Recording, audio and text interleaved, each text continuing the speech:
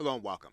We are going to talk about sharing documents internally that you don't want to share with the entire company. Now, you may want to share a notebook with certain individuals, but you don't want that individual shared with everyone on your team.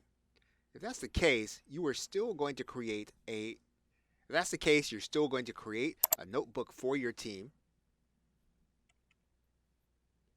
and you'll create your notebook. And of course, you'll start by creating a note. And what we're going to do is we're going to give this note a title. Now we have our verbiage inside of this document. So what we want to do now is we just want to click Done. And what we want to do is we want to share everything in this notebook with certain individuals. However, we don't want it to be made public. So what we're going to do is we're actually going to share the notebook, and we're going to have that individual inside of our. What we're going to do is we're just going to make this viewable, and then we're going to write in a message. And what we're going to do then is we're going to click Send.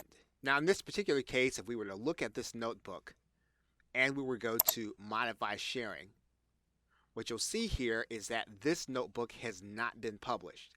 However, we can show this content and this notebook to individuals that are going to have continuous access to it, and they'll be able to view it. We can actually change this to edit if we want.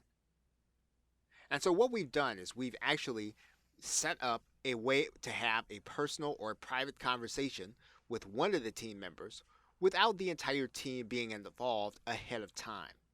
And there are going to be cases where it would be inappropriate to share certain information with your entire team. And we're then going to click Done.